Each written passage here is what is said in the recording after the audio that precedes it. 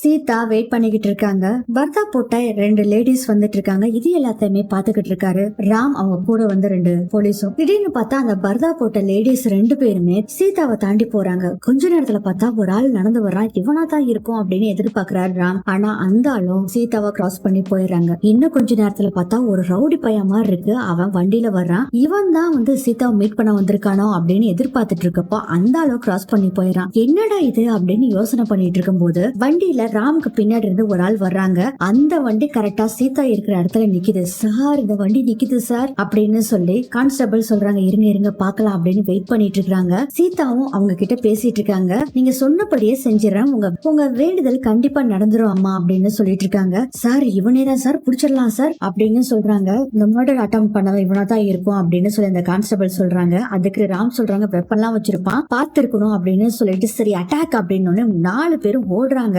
ஓடி போய் அந்த ஆளை புடிச்சிடறாங்க. பார்த்தா அது குருக்கள். பையன் முதல்ல செக் பண்ணி பாருங்க. சீதா வந்து பை வந்து அந்த குருக்கள்கிட்ட கொடுத்திருப்பாங்க. பை செக் பண்ணி பாருங்க அப்படின்னு பாக்குறாங்க. செக் பண்ணி பார்த்தா வெறும் பூஜை சாமானா இருக்கு. குருக்கள் சொல்றாரு என்ன எதுக்குங்க சார் செக் பண்றீங்க, என்ன அவங்க எதுக்காக இவங்க மீட் பண்ணீங்க அப்படின்னு கேக்குறாரு ராம். இவங்க வீட்டுல ஏதோ பிரச்சனையாமா, அதுக்கு அதிகாலையில பாலாபிஷேகம் பண்ணா நல்லதுன்னு சொல்லிதான் என்கிட்ட இதெல்லாம் குடுக்குறாங்க அப்படின்னு சொல்லி குருக்கள் சொல்றாரு. என்ன அப்படியா அப்படின்னு இருக்காரு ராம். பாஸ் நீங்க என்ன நினைச்சீங்க பாஸ், ஒன்னில சீதா அப்படின்னு சொல்றாரு ராம். அதுக்கப்புறம் குருக்களை போக சொல்லிடுறாங்க சீதா. கான்ஸ்டபிள போக சொல்லிடுறாரு ராம். பாஸ் குல்ஃபி வண்டி சத்தம் கேக்குது பக்கத்து தெருவுல, வாங்கி தரீங்களா போலாமா? இப்போ என்ன பிரச்சனை நடந்திருக்கு, நீ என்ன இது கேட்டுட்டு இருக்க? பாஸ் பிரச்சனை எல்லாம் தீர்றதுக்கு தானே இந்த பூஜையே பாஸ் அப்படின்னு சீதா சொல்றாங்க. கோவம் பயங்கர கோவமாகுது ராம்க்கு. கடுப்புல அங்க இருந்து போயிடுறாரு ராம். பின்னாடியே ஒரே சோகமா சீதாவும் ராம் பின்னாடியே போறாங்க. அடுத்ததே சுபாஷ் அர்ச்சனாவை காமிக்கிறாங்க. தலையில கை வச்சு உட்கார்ந்து இருக்காங்க. அர்ச்சனா கதவு நல்லா தாழ்பால் போட்டிருக்கான்னு பாரு. ஏன் சுபாஷ்? இல்ல மறுபடியும் அந்த ரவுடி பையன் வந்து சுற்ற போறான், அதுக்குதான். சரி இருங்க பாக்குறேன் அப்படின்னு சொல்லிட்டு கதவு தாள் போட்டுதான் இருக்கு சுபாஷ். சரி அந்த ஜன்னல் எல்லாம் நல்லா தாள் போட்டிருக்கான்னு பாத்துக்கோ. ஜன்னல் எல்லாமே தாள் போட்டுதான் இருக்கு சுபாஷ் அப்படின்னு வந்து உட்காடுறாங்க. எனக்கு ரொம்ப பயமா இருக்கு. அப்ப அர்ச்சனா சொல்றாங்க எனக்கு சந்தேகமா இருக்கு, இதை பண்றது சீதாவா தான் இருக்கும்னு தோணுது. ஆமா அர்ச்சனா நீ சொல்றது கரெக்ட் தான், இதை செய்யறது சீதாவா தான் இருக்கும்னு எனக்கும் தோணுது. பேசாம நம்ம கல்பனா கிட்ட சொல்லி ஆளை வச்சு சீதாவை போட்டு தள்ளிடலாங்களா சுபாஷ் அப்படின்னு கேக்குறாங்க. என்னது கல்பனா அவ்வளவு ஒருத்தா, அவளுக்கு அடியாளுக்கெல்லாம் தெரியுமா அப்படின்னு சொல்லிட்டு இருக்காங்க. அதுக்கு சிரிச்சிட்டு இருக்காங்க. அர்ச்சனா என்னது நான் சீரியஸா கேட்டுட்டு இருக்கேன் அர்ச்சனா, நீ பாட்டுல சிரிச்சிட்டு இருக்க, சொல்லு அவளுக்கு அடியாள்லாம் தெரியுமா? இல்ல கேட்டு பாக்கலாம்னு நினைச்ச சுபாஷ் அப்படின்னு நினைச்சிட்டு இருக்காங்க. ஆஹா நம்ம அடியால் வச்சது இன்னும் இவளுக்கு தெரியல அப்படின்னு நினைச்சிட்டு ஒரு ஐடியா பண்ணலாமா, சீதா தான் குண்டு எடுத்து ஷூட் பண்ணான்னு சொல்லி நாங்க தான் ஐ விட்னஸ்னு போய் நம்ம ராம் கிட்ட சொல்லிடலாமா? இவ்வளவு நாள் என்ன பண்ணீங்கன்னு கேட்பானே சுபாஷ். இவ்வளவு நாள் சீதா பாவம்னு சொல்லி நாங்களும் விட்டுட்டோம். ஆனா எங்க 2 பேர்த்தையுமே சீதா கொல்றதுக்கு ஆள் செட் பண்ணதுனால நாங்க சொல்ல வேண்டியதாயிடுச்சுன்னு சொல்லிடலாமா அப்படின்னு சொல்றாரு சுபாஷ். இதுவும் நல்ல ஐடியாவா தான் இருக்கு சுபாஷ் அப்படின்னு சொல்லிட்டு இருக்காங்க அர்ச்சனா. அடுத்தது ராம் சீதாவா காமிக்கிறாங்க. சீதா அழுதுகிட்டு இருக்காங்க. ராம் சொல்றாரு இந்த நேரத்துல இது மாதிரி தனியா போகாத சீதா, ரொம்ப தப்பு இது, இனிமேல் இது மாதிரி காரியத்தை செய்யாத அப்படின்னு சொல்றாங்க. அதுக்கு சீதா சொல்றாங்க பாஸ் முதல்ல எல்லாம் குடும்பத்துக்காக நீங்க ஏதாச்சும் ஒண்ணு நான் செஞ்சேன்னு பாராட்டுவீங்க, குடும்பத்துக்காக நீ இவ்வளவு பண்றே சீதான்னு சொல்லுவீங்க. ஆனா இப்போ நீங்க முகம் கொடுத்தும் கூட பேச மாட்டேங்கிறீங்க, திட்டிக்கிட்டே இருக்கீங்க பாஸ் அப்படின்னு சொல்றாங்க. அதுக்கு ராம் சொல்றாரு சீதா நீ மட்டும் இப்போ தனி ஆள் இல்ல, உன் வயித்துல ஒரு குழந்தை இருக்கு, அதுக்கு பாதுகாப்பு வேணும்ல அப்படின்னு சொன்னோன்னே அதுக்கு சீதா சொல்றாங்க கவலைப்படாதீங்க பாஸ், என் வயித்துல வளர்ற குழந்தை சாதாரண குழந்தை இல்ல, அது உங்க அம்மாவை நான் நல்லபடியா குண்டுன்னு அழகா பெத்தெடுப்பேன் பாஸ், நீங்க கவலைப்படாதீங்க பாஸ். இன்னொரு விஷயம் சொல்லட்டுமா, நீங்களே ஒரு கொலை பண்ணிருந்தாலும் நீங்க தான் அந்த கொலையை பண்ணிருப்பீங்கன்னு நினைச்சிருக்கவே மாட்டேன் பாஸ்,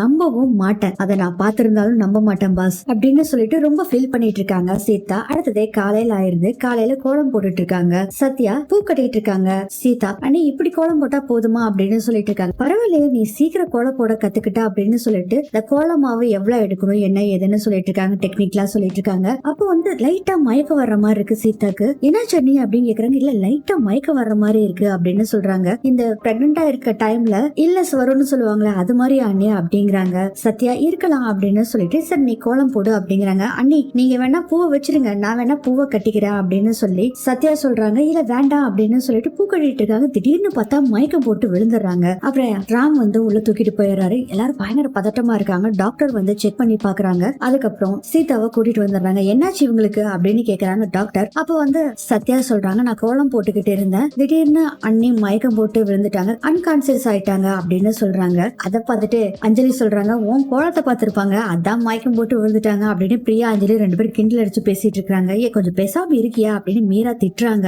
டாக்டர் சொல்றாங்க எதனால இவ்வளவு லோ பிரஷரா இருக்கு, ஒழுங்கா சாப்பிடுறாங்களா அப்படின்னு கேக்குறாங்க. எங்க சாப்பிடுறது, மகாவை கொண்டனாலதான் ஜெயில இருந்தால சீதா அப்படின்னு சொல்றாங்க அர்ச்சனா. அர்ச்சனா கொஞ்சம் நீ வாய வச்சுட்டு சும்மா இருக்க மாட்டியா, டேய் சுபாஷ் முதல்ல உன் பொண்டாட்டி கூட்டிட்டு போடா அப்படின்னு சேது சொல்றாரு. அதுக்கு அர்ச்சனா சொல்றாங்க எதுக்கு என்ன சொல்லிக்கிட்டு இருக்கீங்க, நான் நடந்தது தானே சொன்னேன் அப்படின்னு சொல்றாங்க. சித்தி நீங்க கொஞ்சம் பேசாம இருங்க சித்தி, நீங்க போங்க அப்படின்னு சொல்றாங்க. ஆளுக்கு அர்ச்சனாவை எழுந்திருச்சு போக சொல்றாங்க. ஆனா அர்ச்சனா போகவே மாட்டேங்கிறாங்க. அப்போ ராம் சொல்றாரு, சித்தி நீங்க மகா சித்தி இறந்தது உங்க வாய் கொஞ்சம் ஜாஸ்தி ஆயிடுச்சு அப்படின்னு சொல்லிக்கிட்டு இருக்காங்க. சொல்லிட்டு சத்யா இவங்க எல்லாம் முதல்ல உள்ள கூட்டிட்டு போ அப்படின்னு சொன்னோடனே பாத்தீங்கன்னா அந்த 2 கேர்ள்ஸ் அப்புறம் சுபாஷ் அர்ச்சனா எல்லாத்தையும் உள்ள கூட்டிட்டு போயிடுறாங்க. சத்யா அவங்க எல்லாம் போன பின்னாடி டாக்டர் சொல்றாங்க சீதா ரொம்ப வீக்கா இருக்காரா, சரியா ஃபுட் எல்லாம் இன்டேக் பண்ணல போல இருக்கு அப்படின்னு சொல்றாங்க. ராம் சீதா ரொம்ப வீக்கா இருக்காராம், அவளை கொஞ்சம் பத்திரமா பாத்துக்க வேண்டாமா, அது இந்த மாதிரி சமயத்துல இப்படியா வீக்கா இருக்கிறது அப்படின்னு சொல்றாங்க. அதுக்கு சீதாவோட அம்மா சொல்றாங்க நல்லா சொல்லுங்க டாக்டர், இந்த வீட்டுல சீதாவை யாருமே பாத்துக்கிறது இல்ல, அவ மேல பழி போடுறதுக்கு மட்டும்தான் ஆளுக இருக்கு, அதனாலதான் நான் கூட்டிட்டு போய் வச்சு பாத்துக்கலாம்னா அவளும் வரமாட்டேங்கிறா அப்படின்னு சொல்லிட்டு இருக்கும் போது நீங்க யாரு அப்படிங்கும் போது நான் சீதாவோட அம்மா அப்படின்னு சொல்லிட்டு இதெல்லாம் பேசிட்டு இருக்கும் போது ஆன்டி இது என்ன இவங்க டாக்டரா இல்ல வக்கீலா, நீங்க இப்படி சொல்லிக்கிட்டு இருக்கீங்க எல்லாத்தையும் அப்படின்னு புடிச்சு திட்டிட்டு இருக்காங்க. ராம் அதை பார்த்துட்டு அம்மா கொஞ்சம் பேசாம இருமா அப்படின்னு சொல்லி சீதா சொல்றாங்க. அதுக்கப்புறம் மீரா சொல்றாங்க முதல்ல ராம கூட்டிட்டு போகணும்னு சொல்லி துரையை சொல்றாங்க. துரை